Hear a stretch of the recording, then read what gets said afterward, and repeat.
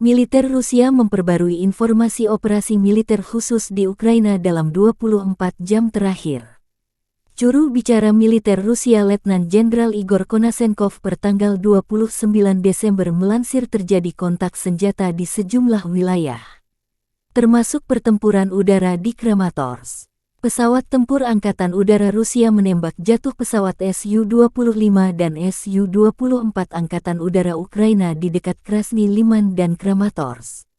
Selain itu, dua helikopter Mi-8 Ukraina ditembak jatuh di dekat Suvorov dan Orlovka, Republik Rakyat Donetsk.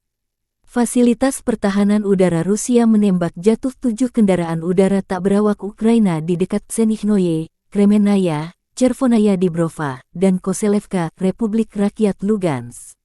Secara total, Igor Konashenkov melansir 354 pesawat terbang dan 194 helikopter, 2.741 kendaraan udara tak berawak angkatan bersenjata Ukraina telah dinetralkan, termasuk 399 sistem rudal pertahanan udara, 7.296 tank dan kendaraan tempur lapis baja lainnya, 953 kendaraan tempur yang dilengkapi dengan MLRS.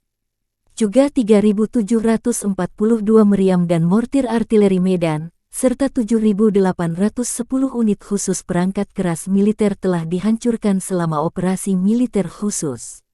Dari kubu Kiev, Kementerian Pertahanan Ukraina merilis sebanyak 790 prajurit Rusia dinetralkan dalam 24 jam terakhir, termasuk 10 drone, 10 kendaraan lapis baja dan 5 unit artileri.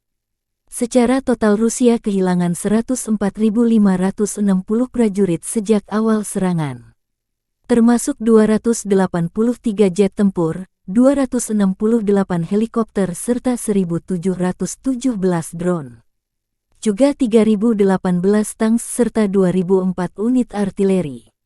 Panglima Angkatan Bersenjata Ukraina Jenderal Valery Zaluzhny mengklaim menembak jatuh 54 rudal jarak jauh Rusia dari total 69 rudal yang dikirim ke sejumlah wilayah dalam serangan besar-besaran Kamis pagi. 11 drone Shahed Rusia buatan Iran juga ditembak jatuh. Jenderal Zaluzhny menyebut pertahanan udara Ukraina semakin efektif.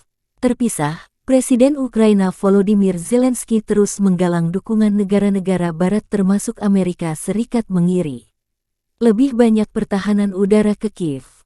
Zelensky bersumpah mengusir penjajah Rusia dari tanah air Ukraina. Konflik Rusia-Ukraina memasuki bulan ke-10 belum ada tanda-tanda perdamaian.